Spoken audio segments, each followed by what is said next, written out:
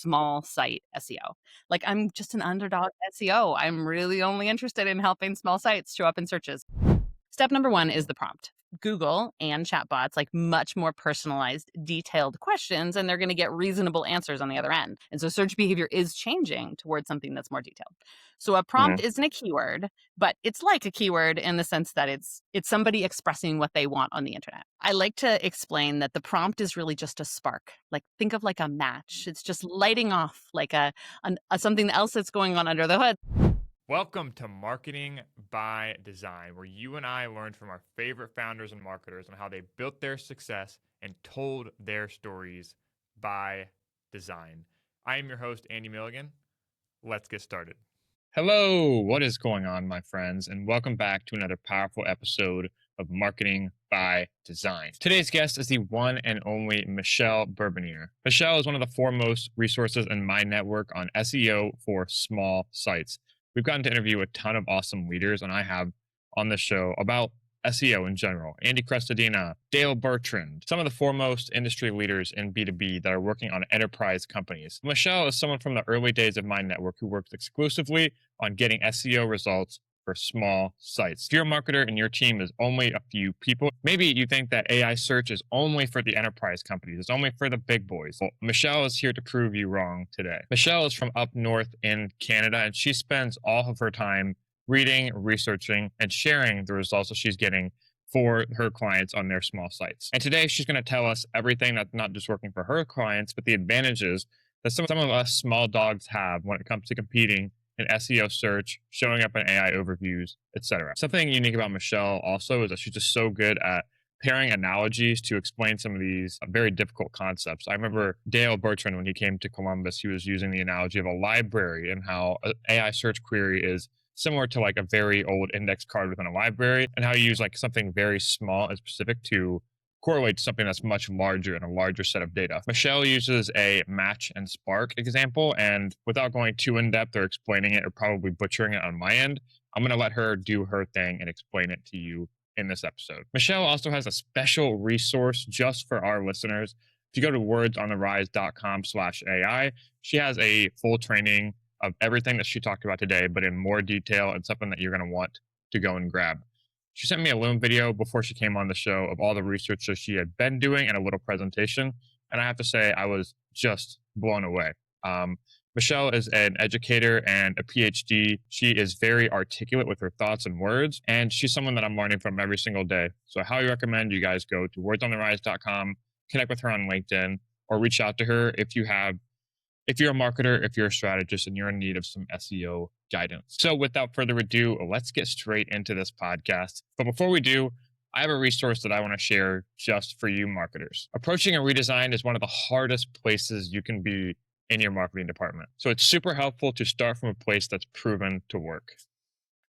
That's why I put together the high converting websites visual swipe file in Notion. These are the sections and layouts that we're using on our own clients that we're seeing perform best according to the data. Even if you don't know how to use Notion, it's super simple to search by things like CTA, industry, and color scheme to know that you're getting a one-to-one match of what's going to be effective for your next site. Highly encourage you guys to take me up on that. That'll be in the first link below, as with all of Michelle's information. Without further ado, please welcome the one and only Michelle Bourbonniere by Design.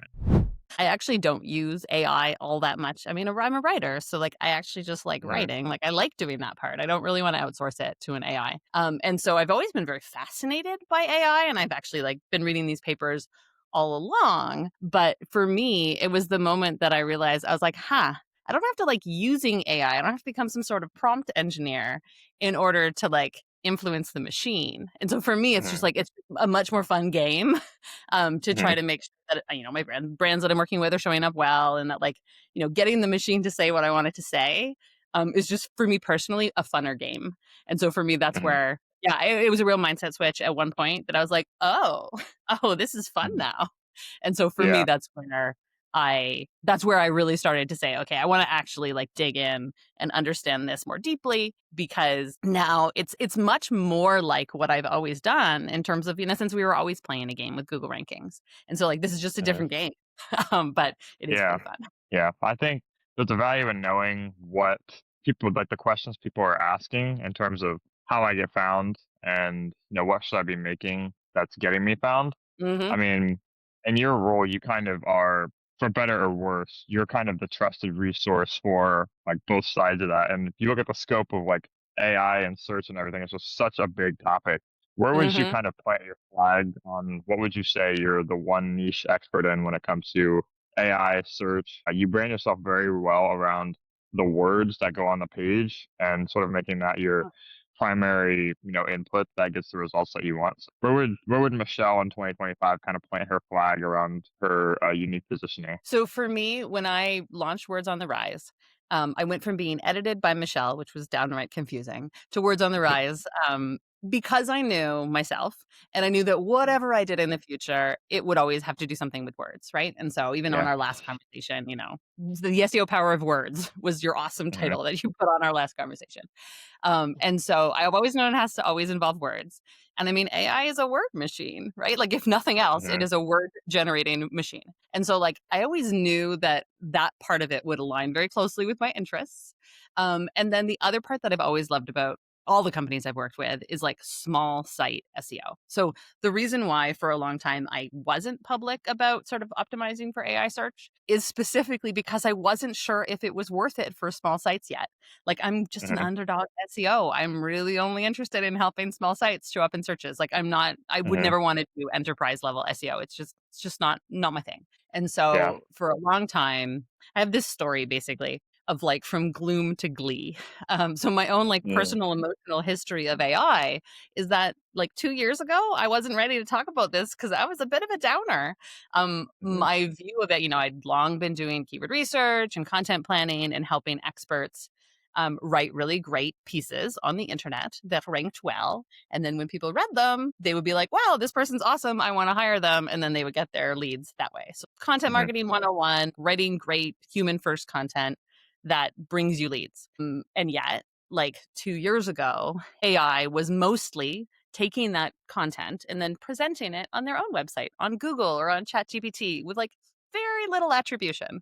And so, like, if the people don't end up on your website, they're probably not going to hire you. And so I was Hmm. like, is the model break? Like, does the way that I like doing SEO kind of like not work in this new world? And in particular for small sites. I kind of didn't think that there was a big lobbying effort to help the small sites in this new world. And so, Hmm. like, I was fairly sure that this wasn't going to go well. And then basically something happened. So, literally 1 year ago, like October last year, um, all of the search engines, sorry, all of the generative AI machines, the chatbots, were given access to search indexes. And so then under the hood, these generative AI systems are literally doing searching for us. And Hmm. around the same time is when my clients, my long-term SEO clients, started telling me that they were getting their first leads from ChatGPT. And I was like, ha ha ha, what's going on here? And so that for me was like the spark, my own spark, to be like, Hmm. I need to figure out what's going on. I mean, like, how did that happen? Like, in what way are they getting recommended by the bots? And so then basically I undertook a 6-month research project where I just tried to learn everything I possibly could about how these machines work. I mean, I've been Hmm. doing research into generative AI and how generative AI works, how it's trained, how it actually writes words one after another, all that kind of stuff. I already sort of had the Hmm. basics of that. But basically, how do generative AI machines use search engines was a new and interesting question for me. So basically, I Hmm. read like any book I could find, all the Google patents that, they have to publish the patents. They're not meant to be read by normal non lawyers, but you can read them with a really good cup of coffee. You can read them. Hmm. And then research papers. Actually, the research papers were pretty easy to read. And basically trying to figure out like what is the underlying system that's being used to generate these answers and like how can I then help my clients show up in these answers. So that was basically my big research project, both of course for my own business and for determining the offers that I'm going to do in my own business. But my secondary goal was like, I think that there is a lot of misunderstanding about how these machines work, right? Like the Mhm. design, and you're a UX person, the Mhm. design of the chatbots is made to make it look like it's an oracle, right? Like it's made to look like a fancy answer machine. And they really don't want you to look under the hood and see what's happening. Like they want Right. it to make it look like magic, right? That people trust Mhm. them because it makes it look like magic. And that was a design decision. Like they could have designed it in a different way, but instead it's just like one box and it's a chat. Yes. So Mhm. that was a design decision, and so part of what I like to do, or part of what I'm on a mission to go do, is, like, to talk to small business owners so that they understand just how it works under the hood, and I wanted to do all that research so that I could simplify it, so that I could come up with Mhm. a way of explaining it that is just, like, very simple so that when people either professionally or personally using chatbots, they have a general understanding of, like, what steps are happening behind the hood, like, under that chatbot that sort of determines the answer that you're getting. Mhm. And so, yeah, what I've been working on. And yeah, so I'm just now going on podcasts and kind of explaining what I've learned. Yeah, dude. I'm so excited to talk today. Like seriously. And I listened back to our last chat to kind of get a brief summary of like where my head was at and where my current knowledge level was around this stuff so that I could then like communicate it to the audience.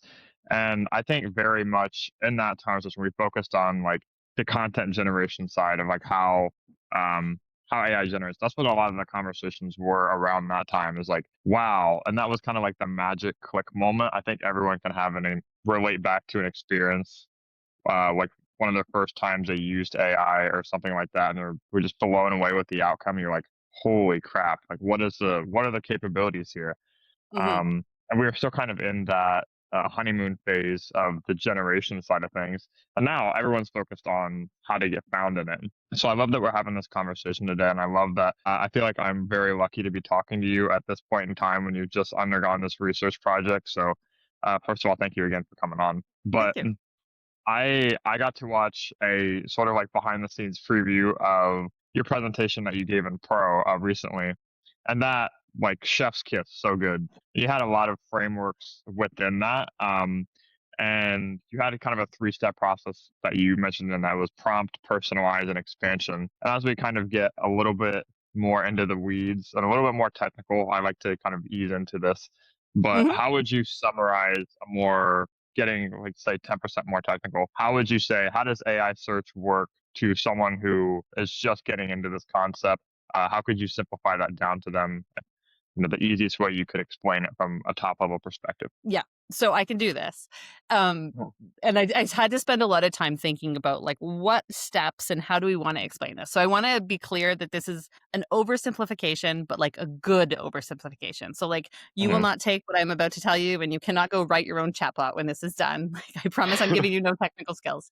But if you can understand the 5 steps that any like chatbot that has access to a search engine, which is pretty much all of them now, that they use in order to generate answers, like you're in a much better position for like understanding why your brand is or is not showing up in those answers. So step number one is Mhm. the prompt. So that's obvious, right? We all know what prompts are. It's like keywords, but longer. They Mhm. usually have more like of a multi-step. Like people are realizing that they can give Google and chatbots like much more personalized, detailed questions, and they're going to get reasonable answers on the other end. And so search behavior is changing towards something that's more detailed. So a prompt Mhm. isn't a keyword, but it's like a keyword in the sense that it's somebody expressing what they want on the internet. Mhm. But I like to explain that the prompt is really just a spark. Like think of like a match. It's just lighting off like a something else that's going on under the hood that they're not telling you about. Mhm. That really determines what the answer is. So in traditional SEO, the keyword was pretty much it. You had a keyword, you Mhm. got results. Wherein AI search, you get a prompt and then it kicks off a process. So the first step in that process. So number one was the prompt. Number two is personalization. So there's so much more personalization that goes on in AI search than traditional search. So the personalization Mhm. step, they're looking at your browsing history to see what you've read and what you haven't read. They're looking at your actual search history, like all of the search queries that you put in before or not. They're looking at your localized, like where you are located. I mean, this Mhm. one most people have already noticed because, or at least certainly I did just natively because I live in Canada. Like every time there's an AI generated, like AI overview at the top of the Google search results, like every single time, like about 2/3 Mhm. down, it's like, "And in Canada." And, like, even when it's a definition, like, the most silly things are, like, localized to Canada, even though that's Mhm. doesn't make any sense for definition. So these things are much more localized than, traditional search-wise. And Mhm. then that's all the stuff they're using now, very likely in the future, like, as these systems have ads integrated into them, it's very likely that they'll also just be hooked up to big data broadly, right? We can only Yeah. imagine that that's where this is heading. So the Okay, personalization double step. double click. Remember your train of thought. The what I've been seeing recently, and a lot of the people in AMA have been pointing out too, is that you'll see, and I would love your perspective on this, is that Mhm. a lot of times as search engines, Perplexity, GPT, even AI overviews are starting to get better at citing their existing sources. What I've Yeah. noticed, Michelle, and GPT in particular, when you click on an aggregation of sources, then there's like a UTM link in the browser, and I feel like there's going to be in my own mind, just kind of things I'm kind of picking up on subconsciously, I feel like there's a way that there's going to be some monetization um, going on in the back end. I feel like they're collecting a lot more data. Like I see a vision in the Interesting. future where GPT is going to be like an ads platform where they're starting to attribute how many clicks they're actually getting from their own Mm, platform onto these links that they're aggregating. So that's a little bit interesting. side tangent. We can pick on that later, but I want you to keep Oh, well, going on the let's path talk here. about that because the last step is linking. So, like, I will get to linking, and I certainly Mhm. saw that those UTMs. I always thought of it as them trying to sort of show off, like, to the websites, like, "Look here, this is from us, like, we Yeah, sent you this traffic." But that's so yeah. interesting to think of it from their perspective. That is a really good point. So, yes, Yes. yes, I do think that the obvious business model for AI search is probably gonna be the same business model as the traditional search, which is Right, advertising. And so, like, they right. just haven't figured out how to do that yet, which is Mhm. why, it's not integrated yet, but, like, we can only imagine that it's heading in that direction. Um, Right. so number 1 is the prompt. Number 2 is personalization, like a Mhm, personalization lookup. And then mhm, number 3 is my favorite one. So number 3 is this expansion step, and it's really mhm, when, the AI is using a search engine. And so basically what happens under the hood is that it looks up categories of searches to sort of do background research for that prompt. So, mhm, I won't get into the details of, like, the actual categories of searches. That is in my talk if anyone wants to go find it. mhm, But just to say that there's, anywhere between 3 and like 23 actual searches that are going on, and it's collecting passages that are relevant to the answer, like all over the internet, right? So it's collecting all mhm, these little passages, not pages. Traditional SEO is like optimizing pages. In AI search, it's really about optimizing passages. But mhm, it's collecting little bits of information that it would need to answer this question.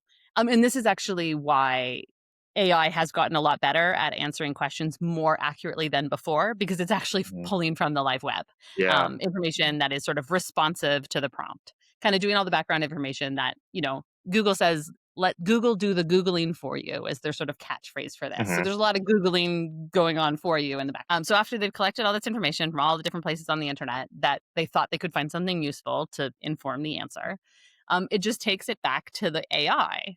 So this is step 4, the sort of writing the first draft stage. And step 4, it takes, basically it's as if you talk to a regular chatbot and said, given this prompt, and they reproduce the mhm, prompt you gave it by this person, and they write a nice little paragraph about sort of everything that's important about you. And mhm, then given this background information, all the stuff that we found on the internet, write a nice, mhm, thorough, and satisfying answer to this question. And so then the AI, and I think people have a pretty good understanding now that the more you give the AI, the better the answer is, right? Ask it mhm, simple questions, you get simple, kind of potentially wrong answers. Give it a lot about your context, give it a lot about what you've already done so far, and you're going to get like a better, more personalized answer. So that's basically what it is. mhm, It's doing all that background research to make a better prompt for you. mhm. And then it, spits out the answer the same as it always has when we're using it.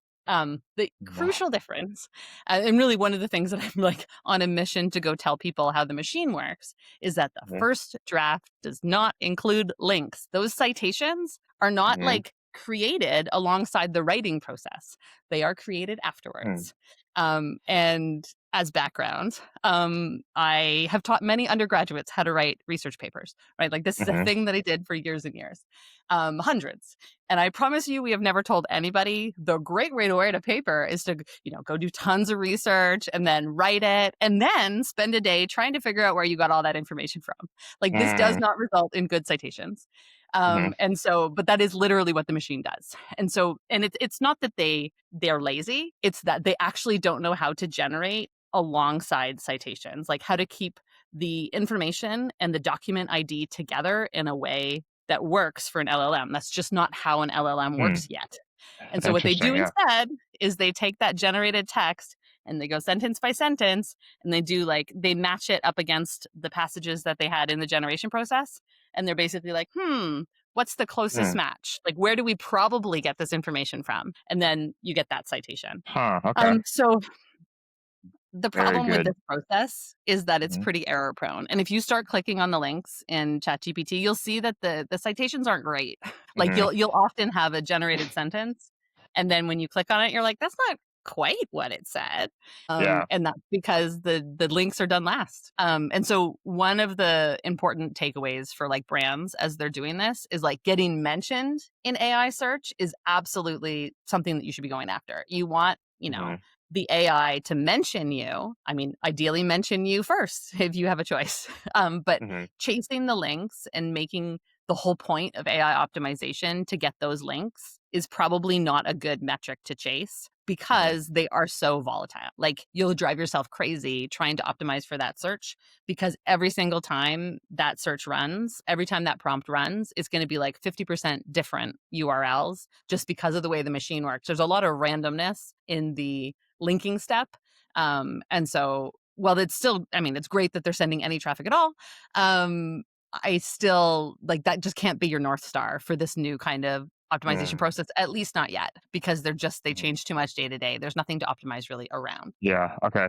Dude, so much I want to unpack there. The way you explain that, especially around the credibility of the links, I think we have a natural inclination. We've been trained on Google for so long to trust like links and like that, like the purple and blue links, to trust Hmm. them as like, okay, this is credible source.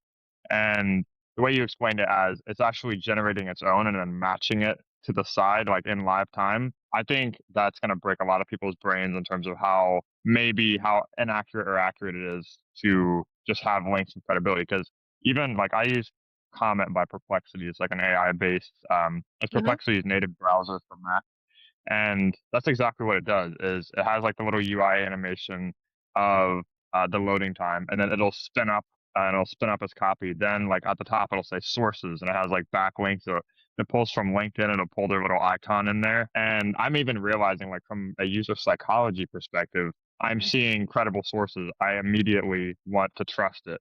So I think it's a Hmm. really good to say like, okay, it's actually generating its own thing on the side here, and it's kind of pulling these up on the back end. That's something They that you did just taught me. studies. They actually did studies into like, user psychology around so people trust part of the reason why they're doing this linking step at all is Mhm. because, they would get in a lot of trouble with the open web and web people if like they were just taking it and they gave no attribution. But the other Right. reason why they do it is because people trust things with citations more, even if they never Yeah. click on those citations. And like they Yes. don't, right? Like just to be clear, like the amount of traffic that ChatGPT is setting out is minuscule compared to Google. Yeah.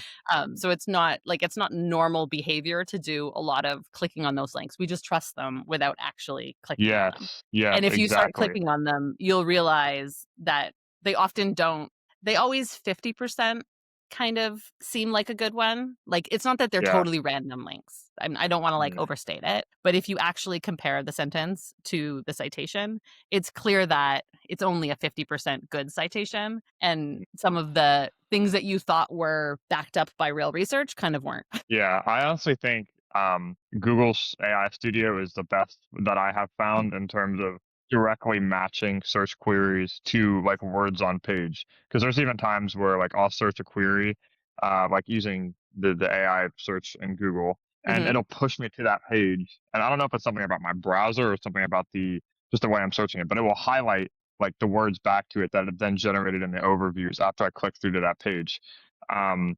Is Perplexity this to me is a in little AI overviews or in AI mode? Is it the conversational one or just up a at the top of the Google search? AI mode. So Oh, if yeah. like AI mode, yeah, the one that appears at the top. Yeah, AI I mode actually, is the most, robust implementation of the thing that I just explained. The AI mode is probably I mean, also ChatGPT, but, like, just to say that a baby version of that is what powers AI overviews, but AI uh, mode is, like, does more background queries, does yeah, more, like has more personalization, like, mhm, and of course, it also keeps track of your conversation, which is, a total also big difference between yeah, regular search and conversational search. But yeah, so the AI mode paper is much of what I just based that or the AI mode patent is much of what that step by step process is based on. yeah. First of all, I love your background as a historian and like being able to have your own research process and how you're comparing it to how AI is kind of doing something similar when it's researching these things and making recommendations to you. And I don't know why maybe it's just top of mind because I'm interviewing Jay tomorrow, but researching like this idea of trust and how it makes its way into just everything that we do. Like I'm seeing all these examples of it. And I even think like a platform like AI, anything, it'll spit out something totally. And I compare this back to like human psychology and just our normal interactions. Mhm, We've all had experiences with AI where it will just be so off base, like it'll make like way off, and yet we always come back to it as some sort of north star. And it's like we're never going to stop using it. What is it about that and like that interface that? And this is something I'm asking myself. Like, why do I keep coming back to you even to make recommendations? I think there's a lot that goes on in the development process of how they're building these tools to kind of weed their way into your mind to where you do trust them and they're always that trusted source. Things like generating links, things like the good design mhm, of their UI. I think design is a great mhm, way to earn trust. Like mhm. it's one of my core values. But also just like the way you say things too. Like it'll give you a total wrong answer, but it'll just be so confident in itself and just glaze you up in the process. It's like if you push back on it, it'll be like, oh, I totally understand. Exactly right, Andy. This is what you actually meant. Now I'm gonna say this. So again, that's kind of a rabbit hole aside from the Ugh, what I want to focus our conversation on. But I think that goes into like the engineering of how these tools are being developed so much. And something I saw literally just yesterday too, because I was reading some actual blog articles on like doing a WordPress and Webflow migration. mhm. A lot of the best content-driven businesses, something that they're doing is they're having like a table of contents, and beside it they'll have us like analyze this article in, and they'll have like four different links to AI search engines. And when you click on them, it'll automatically log you in. I'll send you a link afterwards. Wow. It'll automatically log you into like your ChatGPT account, and it'll say summarize the link in this article and give you three main key points, and it'll have the link and like already prompted out and typed for you, and you just hit enter, and it'll do that. So again, like going back to this topic of everything is Wow. changing so fast, and Totally. I'm very lucky to be talking to you right now, someone who's just researched a lot of this. But sort of like getting back in on the shoehorn, something you mentioned in that presentation too that I really wanted you to maybe double click on and dive a little deeper on. It's like this over scoping analogy of you've mentioned like sparks and fires, like many sparks and one fire. If someone's a lot of the audience is marketers, Mhm. if you're trying to create a content system, how are you focused on creating sparks that then lead to the bigger, maybe content pillar that is your fire or the main outcome that you're trying to drive traffic to? So that is, it's so when I started off this idea that the match or like the prompt is just a spark. Part of the reason why Mhm. people are so overwhelmed by optimizing for AI search is that, there's just a multiplicity of possible things that people could be putting into that little box. Like how are you supposed Mhm. to predict what your audience actually cares about enough in order to be able to sort of like have content that would be responsive to each and every one of their prompts, right?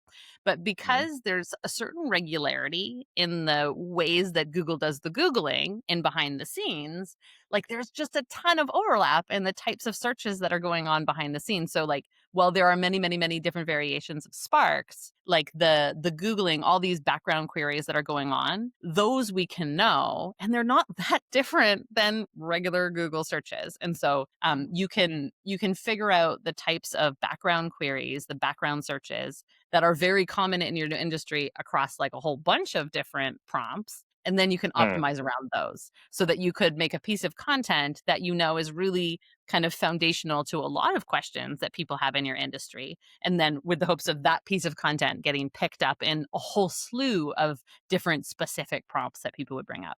So it's like once you don't optimize, my catch thing is like, don't optimize for the spark, like optimize for the mhm, fire of background queries that are going on. And like, there are many ways to light that fire. And so, like, just go pay attention to the background queries so that you actually have content on your website that is responsive to the whole topic, right? The whole topic mhm, that you've put your like flag in and you're like, this is the bit that I want to own on the internet. I want to be known for X. Like make lots of content around that particular, all the different variants of that particular thing. mhm, And then that you become the topical authority in that particular piece of the internet. And then this is where yeah, like there's a big argument going on in the SEO world, which is like, is this mhm, even new, right? Like, mhm, is SEO, like, and geo is one of the many acronyms that people have made up to mhm, make to describe this optimizing for AI search thing, is it even a different thing? Like, or is this just a whole bunch of marketers trying to sell stuff?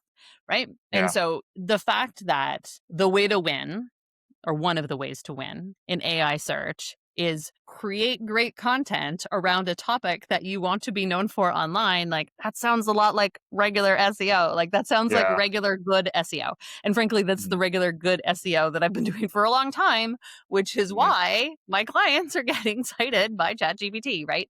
So yeah, like going in, finding the search habits of an audience and like understanding what makes your audience tick and then creating content that answers their questions online remains a good idea. And so in the yeah, sense that like there are ways that like good SEO is good geo. Like is it doesn't mean that it's exactly the same. It's there's still some things that we need to do that we didn't need to do before. There's things we need to worry about that we didn't need to worry about before. But like in the actual content strategy of it, it's not that different. right. And so anyone with SEO chops or anyone who's getting traffic now from Google can probably expect that they'll at least get some visibility in the AI engines because under the hood, they're basically doing the same thing. Yeah, I love the tying things back to more timeless principles. And doing that is very hard when you're kind of living through the moment to moment of all these changes and maybe getting overwhelmed by like how fast things are moving.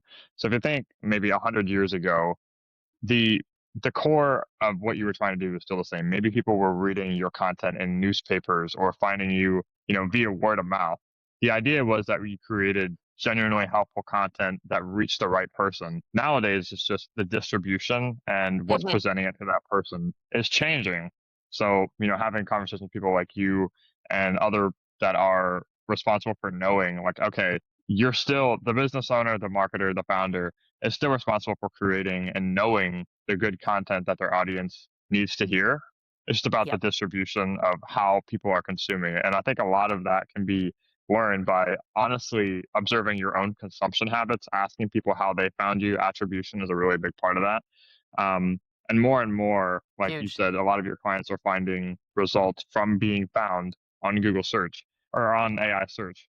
Um, so I think like having the conversation with people that have found you that way and thinking, okay, how can I maybe reverse engineer that and sort of make lightning strike twice there? Because I think a lot of this stuff is repackaging the principles of what already works. What do you think are, and this will be a good way to kind of, land the plane and maybe make it more human and approachable to people is what are some of the timeless principles that even when things are changing so fast with AI and how people are finding us that are doubly important now that these changes are happening. I mean, clarity in your messaging, just as important as it was before. Like, I think one of the differences is that with traditional search and really like even just with websites, the way that we presented the information, like when we wrote copy, when we wrote a blog post, when we put something on LinkedIn, like the way that we presented the information was exactly the same way that it was taken out and seen by our audience, right? There was no paraphrasing Mhm. in between. Where one of the differences now is we do have like an AI that's paraphrasing what we're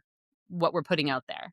And so the timeless bit is that like clarity and communication, knowing who your audience is, like understanding your ideal customer avatar. Like these things are really, really significant because now we need to we need to be clear so that the people that are reading our content understand it, like us, trust us, Mhm. like have trust after they read our things or watch our videos.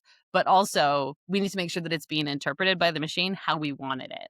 And I think that's the like just checking how you're showing up in these engines and like making sure that your messaging is like being represented the way that you want it, and then making adjustments to your copy appropriately if not, right? So like if when you ask an AI engine, tell me about MMG design, and it brings up, sort of a summary that you don't like that's not aligned with your messaging, well then like go change your messaging and see what happens.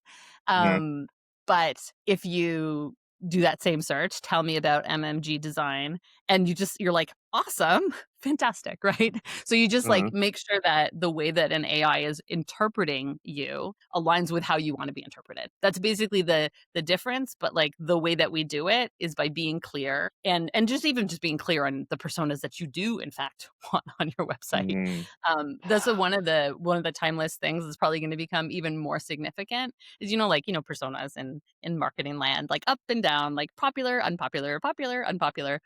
They're about to become very popular because of that Mhm. personalization step, right? Like one of the silver linings of this process is that when it works really well because like Mhm. when you're targeting a really specific audience and the AI is really personalizing it, like much more so than they have in the past, like there's a real opportunity there for the AI to play matchmaker. And so like I've heard many Mhm. stories actually of people like getting really specific about like a particular keyboard that they wanted, and they had like all the specifics of like exactly Mhm. what they wanted, and they had been looking for something like this for ages, and then like they put it into an AI and they're like, I wanted to do this and I wanted to do this and I don't want this and it needs to be this price, and then like they actually got a recommendation, and then they went ahead and bought that keyboard and they love it. And so Mhm. like that's the type of discovery, the really personalized discovery that these engines allow, that's just like not been possible before. People would have just gone with the brand name. They would have gone with like the one that they knew.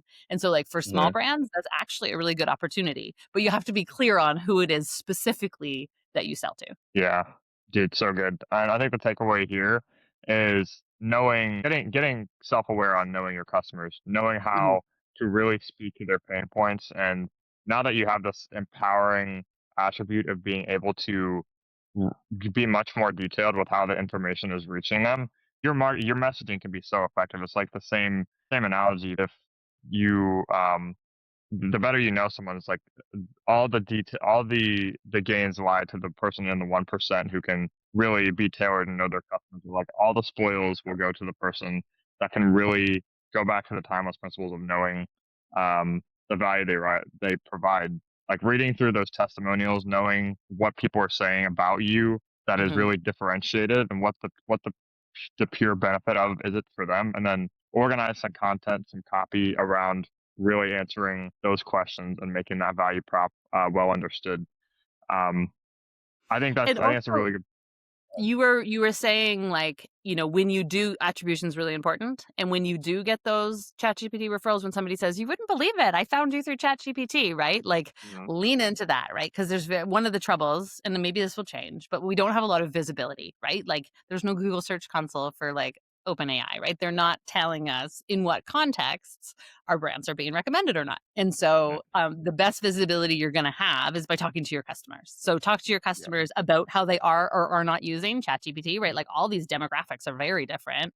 Like there's research, obviously like younger people use it more, older people use it less. Like Mhm. there's real demographic differences in like levels of trust and levels of use with AI. But also there's demographic differences with different audiences of people. So some people just have a more techie audience where these types of things are really important. There's other ones where like it's much less important. But the best information you're going to get is from the customer that came to you via ChatGPT, right? And those Exactly. people, once you know them and once they like you well enough, you can ask them to share their chat, right? Mhm. Like actually getting the real conversation that led to your brand is gold. And Yeah. I can understand that might be an awkward conversation, before they've hired you, but like a year later, you could probably ask. Yeah. And that like what specific context led that person to you, like you said, like make lightning strike twice, like that is Mhm. what you, and then you can track it, right? Then you can start tracking that stuff over time and see if you can show up in a broader range of like personas, right? So, say you had a bookkeeper come to you and you know that they came to you because they said, "I'm a bookkeeper and I'm looking for a public speaking coach." We're like, "Well, can we extend that to accountants? Like what can we do to sort of like broaden the group of people that are getting me recommended as like, a public speaking coach for financial services professionals?" Right? Something Nice. super as specific as that, you'd never know except for via a customer. Yeah, dude, so good. You do, and this is something that I picked up in our last conversation is how well you're able to explain, and it really is a gift of. I think it comes a little bit from your writing and historian background, maybe a little bit, but how you're able to very much distill a very complex and abstract black box topic and make it approachable, make it empowering to not just learn more about it, but also take action on it. You think, okay, all these things, they really double down on knowing my customer better, the things that I've already been doing. It's just about Mhm. repackaging it in a way that's a bit more future proof. And that's been the biggest thing that I've learned from you, and our podcast almost a year ago to this point. And that's why I was really, excited to have you on today to um, really double down on that. Um, so I And think really you're like an not update because a year later stuff has changed. right. Exactly. Yeah. As we definitely discussed, moving very very quickly. But you aren't as active on a lot of our audiences on LinkedIn. You aren't as active on LinkedIn, so I feel very privileged to be able to have a one-on-one conversation and honestly like a consulting session with you.